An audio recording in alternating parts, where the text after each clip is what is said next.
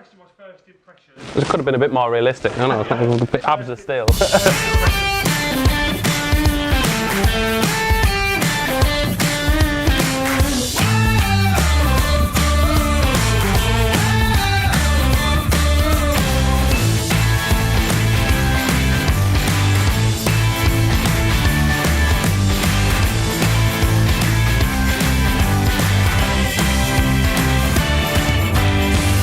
Well, I've been racing at Oliver's Mount now since I was a kid, so you know, when Sparta came on board as an event sponsor at Oliver's Mount, it sort of pricked the ears up a little bit, and I've been chasing Dean round for a couple of years as well now, so you know, I've seen the Sparta logo on the back of his leathers for a few times now, so I think I'd like to be that lead in Sparta leathers. Definitely looking forward to working with Sparta. You know, the Gold Cup's one of the biggest events of the year, so wearing the suit is going to be, you know, a big pride of mine. It's cold, right? So just leave me alone. It's normally bigger than this. As soon as I slipped into the suit, it was, you know, it was ready to go straight away. Generally, with a suit, it'll take you a few sessions just to get comfortable in it. You know, even if it fits perfect, it always takes a bit of bedding in.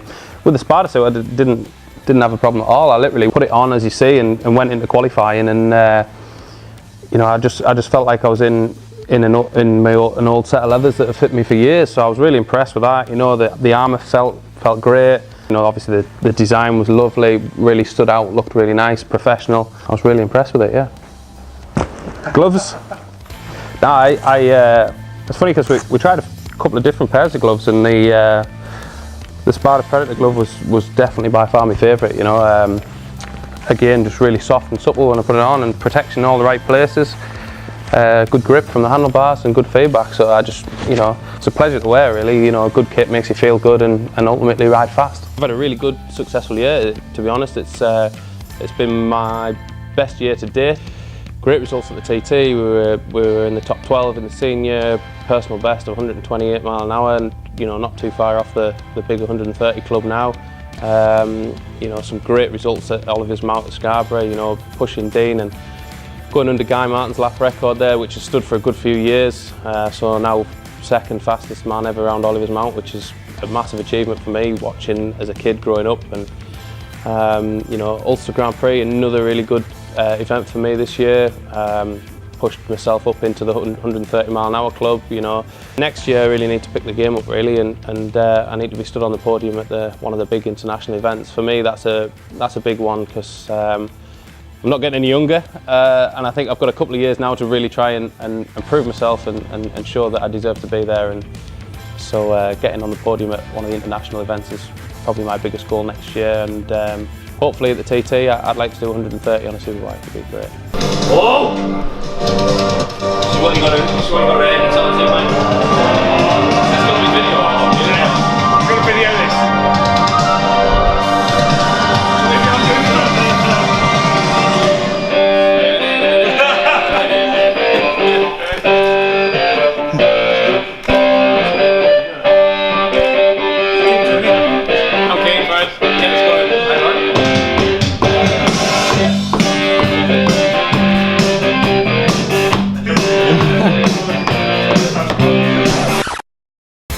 Career highlight? It's hard to say really, because I've had so many memorable results. You know, a few years ago I won the ultra lightweight 125 race at the Ulster Grand Prix, which was, all right, it might not be a massive result in terms of, you know, it wasn't a superbike win, but for me I battled really hard to get the win, and it was quite memorable in that sense. 2 third places now on the podium at the TT in the electric event, so they've been really memorable. Just standing on that top step of the podium at the Isle of Man is obviously something else. You know, that's the goal. That's what I do it for. So they were massively memorable. Every race at Scarborough, every race, you know, the TT is always memorable. Good battles stick out in mind more than actual results for me, and I enjoy the battle in the race. So the Cock of the North this year, when me and Dean had a good battle, a good scrap, they're more memorable than the results really, I think.